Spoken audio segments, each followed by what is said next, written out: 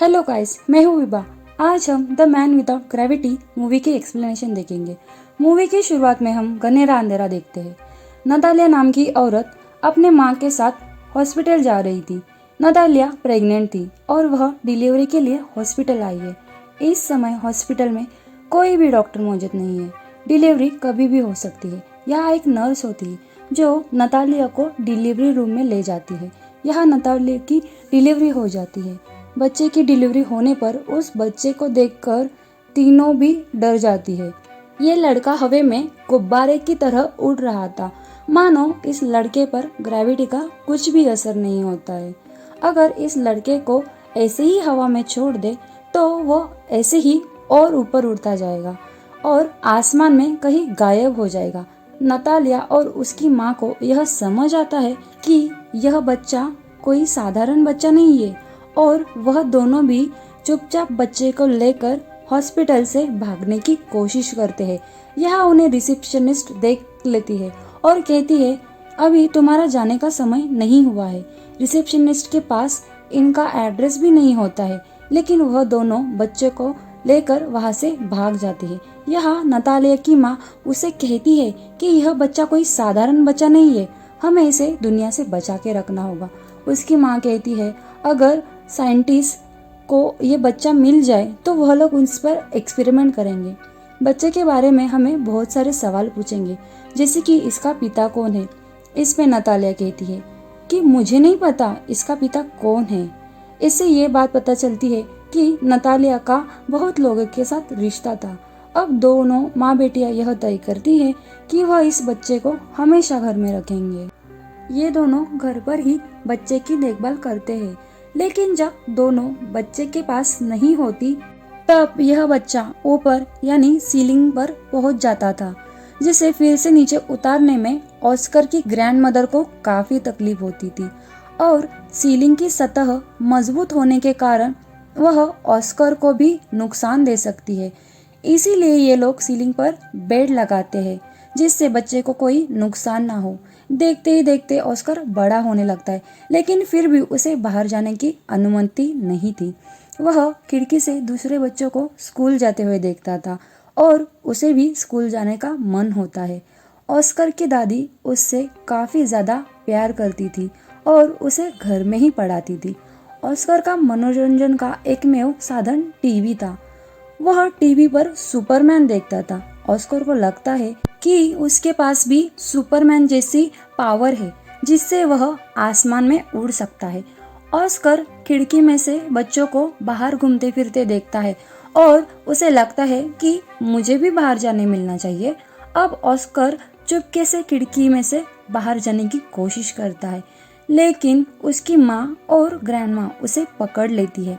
यहाँ नतालिया अपनी माँ को कहती है कि हम ऑस्कर को हमेशा रूम में नहीं रख सकते, हमें इसे भी बाहर जाने देना चाहिए। जैसे हम घर में उसके पॉकेट में भारी चीज रखते हैं जिस कारण वह आसमान में नहीं उड़ता, वैसे ही हम बाहर भी करेंगे। नतालिया की माँ पहले तो इस बात के लिए मानती नहीं है, लेकिन बाद में हाँ कर देती है।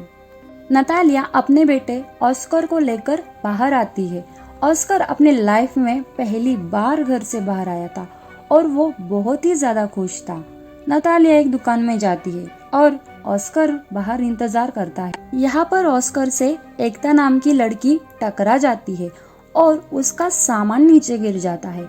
अब ऑस्कर को वह कहने लगती है कि तुमने मेरा सामान गिराया है, अब तुम्हें मेरा सामान लेकर मेरे घर तक आना होगा।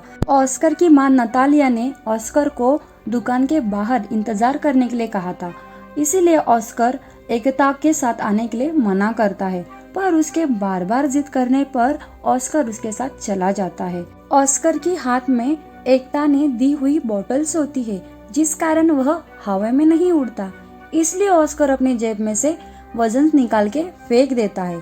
जब एकता अपने घर पर आती है तब वह ऑस्कर से अपनी बॉटल्स वापस मांगती है, जिस पर ऑस्कर मना करता है। एकता उससे बॉटल छीन लेती है। ऑस्कर हवा में उड़ने लगता है। वह ऊपर शेड से टकराता है और जिस वजह से वह आसमान में नहीं पहुंचता। यह देखकर एकता काफी हैरान होती है और कहती है, तुम्हारे पास तो सुपरमैन वाली पावर है। वह एकता से कहता है, तुम मेरी मदद करो, कुछ चीज लेकर आओ जिससे तुम मुझे नीचे खींच सको। यहाँ एकता उसकी स्कूल बैग लाती है और ऑस्कर एकता की मदद से नीचे उतरता है। अब एकता और ऑस्कर की काफी अच्छी दोस्ती हो गई थी और अब ऑस्कर एकता से कहता है कि वह ऑस्कर की हवा में उड़ने वाली बात को सीक्रेट ही रखे। यहाँ हम देख पाते हैं कि उसकी माँ और ग्रैंड माँ ऑस्कर के गायब होने से काफी परेशान थी।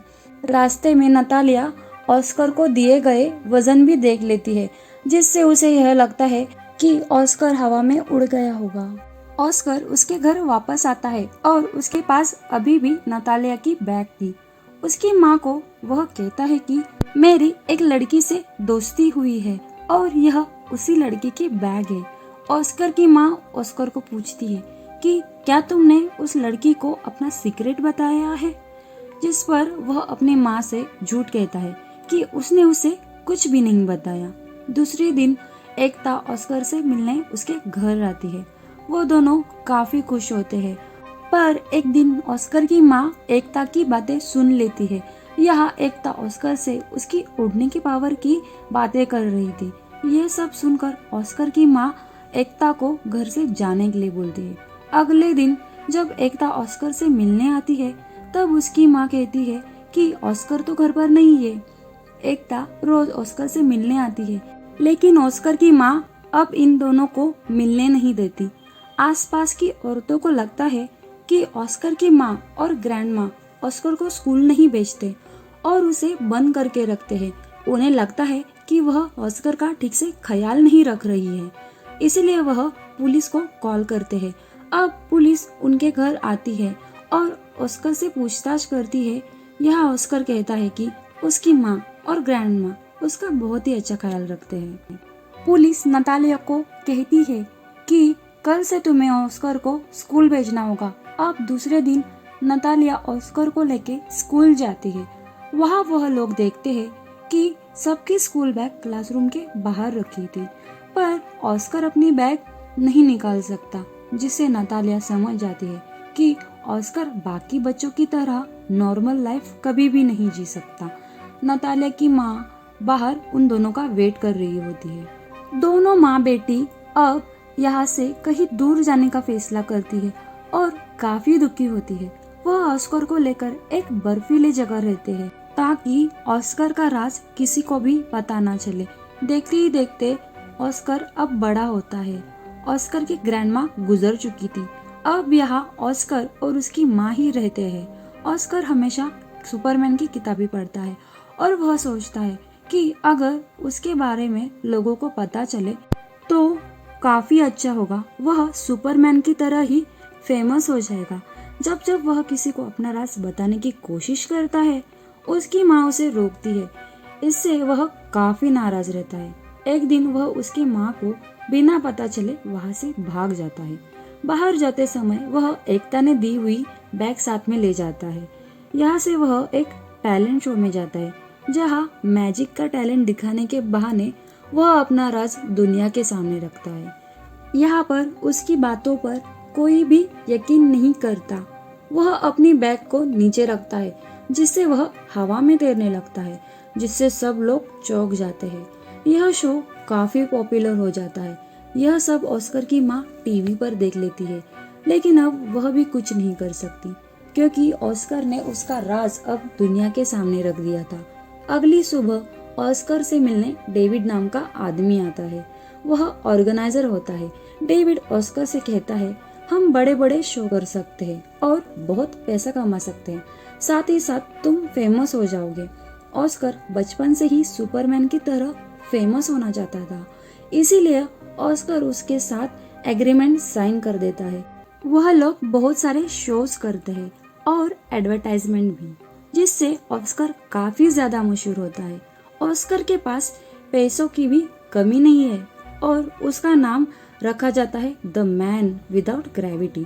ऑस्कर का टैलेंट दुनिया के सामने आने के बाद चारों तरफ उसकी ही बातें हो रही थी, लेकिन ऑस्कर इन सब से परेशान हो गया था, क्योंकि वह बचपन में सुपरमैन की तरह बनना चाहता था। ना कि जोकर की तरह लोगों को हंसाना चाहता था। अब ऑस्कर पर बहुत सारी डॉक्यूमेंट्रीज भी बनाई जाती है जिसमें ऑस्कर की माँ और ग्रैंड माँ को काफी ज्यादा नेगेटिव दिखाया गया है, जो कि थोड़ा भी सच नहीं था। उसकी माँ और ग्रैंड माँ उससे बहुत ज्यादा प्यार करती थी। एक शो में ऑस्कर को एंजल का कॉस्ट्यूम पहनाकर परफॉर्म करना था। यहाँ पर वह अपना आपा खो देता है और बोलता है कि मैं कोई एंजल नहीं हूँ, मैं भी आम इंसान हूँ। ऑस्कर अब डेविड को कहता है कि मैं ये काम और नहीं कर सकता। जो लोग भी मुझे जानते हैं, मैं उन सब लोगों से दूर जाना चाहता हूँ।